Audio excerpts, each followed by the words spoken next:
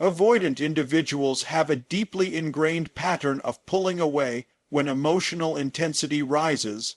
This is not because they don't care, but because closeness triggers a primal fear of being vulnerable, fear of losing control, and fear of getting hurt. These people are used to relying on themselves, to retreating into solitude as a means of survival. So when a moment comes that demands emotional presence, like a hard conversation, a moment of sadness, or a conflict, and they choose to stay, it means far more than it might appear on the surface. It is, in fact, one of the strongest unspoken ways they express love. For an avoidant, staying doesn't come naturally. Their nervous system is conditioned to seek distance, to create emotional space where they feel safe. Yet love begins to shift that conditioning. When they remain present through your tears instead of withdrawing, when they stay to hear your frustration instead of shutting down, or when they reach out after an argument instead of disappearing, they're doing something deeply uncomfortable for the sake of connection. That act, choosing closeness over escape, is their way of saying, "You matter enough for me to face what I usually avoid. You may not hear the words 'I love you,' but you will feel the message in their behavior. It's in the way they resist their urge to flee. It's in the long pause before they answer honestly. It's in the quiet sigh before they turn toward you instead of away. These are not casual moments. They are internal battles being won in real time. The avoidant is rewriting years of emotional protection in favor of something new, something risky, something real, and they're doing it for you. When they choose to stay through discomfort, they are offering the one thing they've always feared giving, their emotional presence. And it means more than flowers, gifts, or poetic words ever could. This is a love that isn't loud, but is deeply committed. It's a love that doesn't always know how to speak, but knows how to show up when it matters most. Their staying power becomes the love letter they can't write. Their silence, once a barrier, becomes a space they hold for you. Their presence, once uncertain, becomes the clearest signal that you've reached a place in their heart few have ever touched. So if you find yourself with someone who isn't expressive with words but keeps showing up especially when things get hard, don't underestimate the weight of that behavior. It's not a habit, it's not obligation. It's love, real and raw, spoken in a language they rarely let anyone hear. It's their way of saying, "I'm scared, but I'm staying. I don't know how to say it, but I love you." Avoidant individuals rarely say the words "I love you," but that doesn't mean they don't feel it deeply. For them, expressing love verbally or emotionally is risky. It threatens the protective barriers they've spent years building to avoid getting hurt. Instead, they often show their love through action, particularly in the form of practical help or acts of service. When an avoidant steps in to fix something for you, offers a solution to your problems, or quietly takes on responsibilities to make your life easier, they're doing more than being helpful. They're expressing love in the safest way they know how. These actions might not look romantic on the surface. They may clean your car without saying a word, pick up something you casually mentioned needing, or go out of their way to solve an issue they noticed stressing you out. They're not doing these things to impress or manipulate. They're doing them because action feels safer than vulnerability. It's a controlled way of connecting, one that allows them to offer something meaningful without exposing their own emotional world. For someone who struggles to articulate feelings, doing becomes the language of love. It's important to recognize that these gestures aren't always easy for them. Stepping into your world, taking responsibility for your stress, or offering assistance even if it seems simple, is a form of intimacy.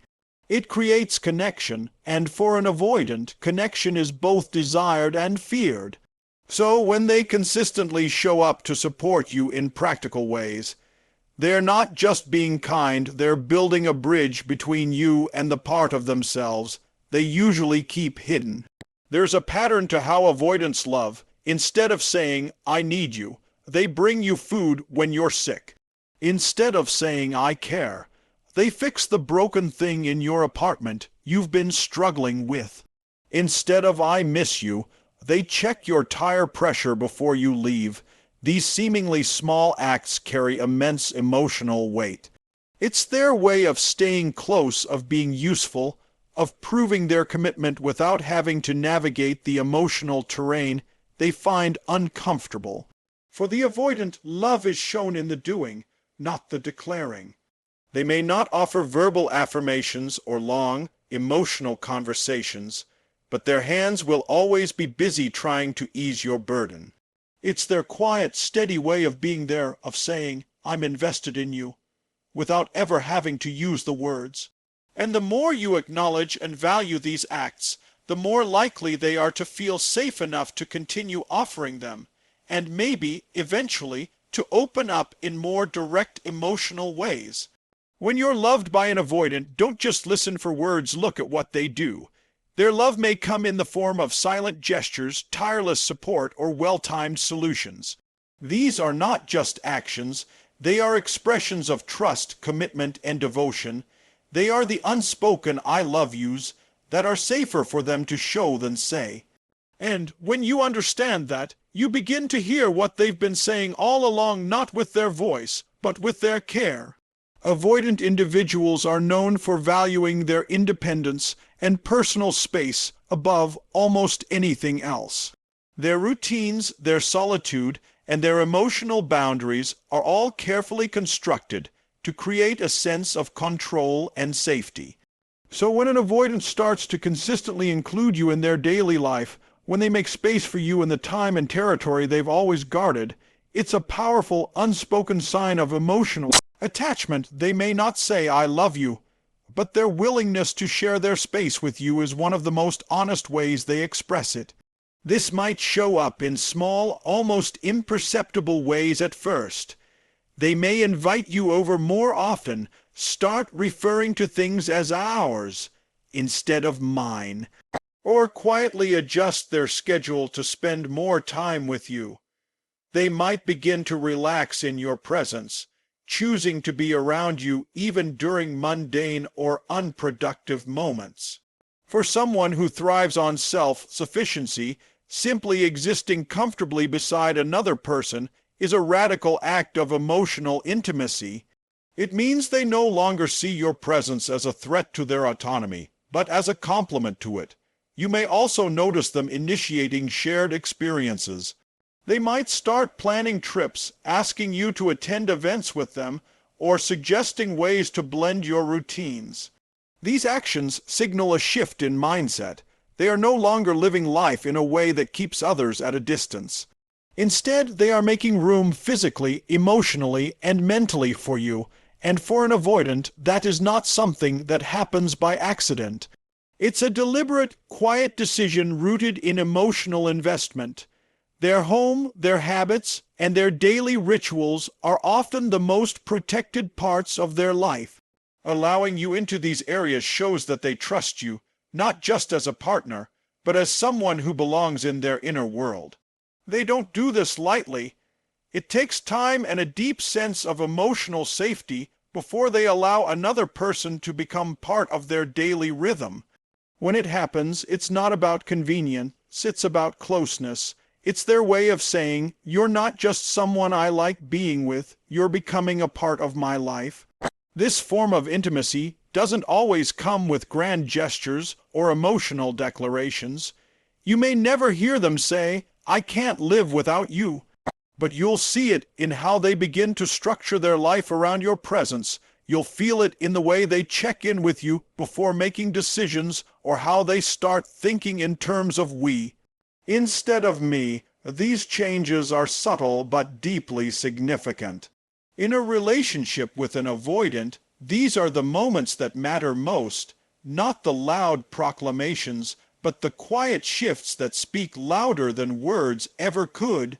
When they open their world to you, when they make space in the areas they've always kept for themselves, they're not just being generous. They're revealing something they rarely show, that your presence brings them peace, and that, for someone who's spent their life protecting their solitude, is love in its most honest and vulnerable form. Avoidant individuals often operate with a deep, internalized fear of rejection and emotional exposure. They've learned, sometimes through painful past experiences, that opening up can lead to hurt, and so they construct elaborate emotional defenses to protect themselves. These defenses are not always obvious. They may come across as aloof, disinterested, or overly independent, but underneath, there's usually a longing for connection that they don't quite know how to express. That's why, when an avoidant begins to take even the smallest emotional risks, when they initiate contact, show concern, or make a point to emotionally connect, it's not just behavior. It's a quiet, vulnerable confession. They care deeply, maybe even love you already. These emotional risks might seem small to the outside world, but for an avoidant, they're monumental. Sending a message first, asking about your day in a more thoughtful way, offering comfort during a rough moment, or even sharing something personal about their past. All of these actions represent steps beyond their normal emotional boundaries. They're not driven by obligation. They're driven by a growing emotional attachment that is slowly overriding their instinct to retreat. They are testing the waters of intimacy, seeing if it's safe to be seen, and they're doing it with you, because something about your presence feels different to them. It's important to recognize that emotional vulnerability for an avoidant is rarely clean or confident. Their efforts to open up may come across as awkward, mistimed, or incomplete. They may speak in vague terms, downplay their feelings, or offer affection through sarcasm or humor. But what matters most is the intention behind these attempts. They are doing something incredibly difficult for them, choosing closeness over comfort, choosing connection over emotional safety. And for them, that is no small gesture. That is everything. You may also notice them becoming more responsive to your emotional cues. They might start asking if you're okay when you seem off, or they might try to repair a disagreement faster than usual. These aren't just signs of maturity. They're signals that they're attuned to your emotional experience, that they're invested in maintaining harmony and trust. For an avoidant, who is often more focused on self-preservation than emotional attunement, this kind of awareness is a loud and clear indicator of emotional depth. They're not just noticing your feelings, they're trying to meet you in them. This kind of growth doesn't usually happen unless real love is already present. An avoidant person doesn't risk exposure without a compelling reason. The fact that they are stepping beyond their own protective mechanisms means their feelings have moved into territory that scares them, in the best way. They are letting you see parts of them that most people never get close to, and even if the words "I love you" never leave their mouth, their behavior says it over and over, in their attempts, in their effort, and in their willingness to be emotionally seen. So when an avoidant starts reaching out, showing concern, or revealing glimpses of their internal world, recognize it for what it truly is, an act of love. Not flashy, not loud, but incredibly real. They're telling you, in the only way they know how, that you matter enough to risk what they've spent a lifetime protecting. And that risk, taken repeatedly, becomes the most genuine and enduring expression of love they can give. Avoidant individuals typically resist change, especially when that change involves emotional vulnerability or disrupting their sense of control. Their behavioral patterns distancing during conflict, avoiding emotional discussions, shutting down when things get intense, are often deeply ingrained, built from years of self-protection. These habits provide them with a sense of emotional safety. But when they begin to break these patterns even slightly, it's not just a sign of personal growth. It's a direct, powerful, and often overlooked expression of love. If an avoidant starts to change how they respond to you, especially in moments that would normally trigger withdrawal, It's because their feelings for you are challenging their comfort zone. This kind of change doesn't happen because they were pressured or shamed into it. True transformation in avoidant behavior begins when they recognize that maintaining the relationship is more important than maintaining control.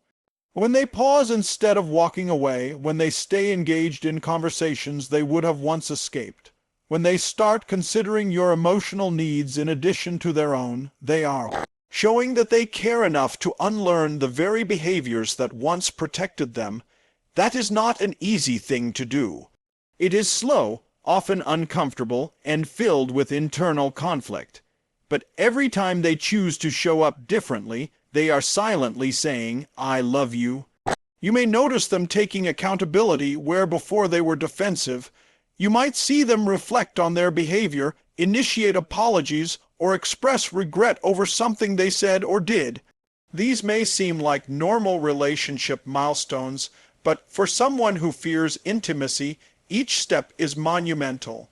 They are fighting against old narratives, the belief that closeness leads to pain, that vulnerability equals weakness, that showing emotion is dangerous. And they're doing it because your presence has begun to create a safer emotional environment than they've known before.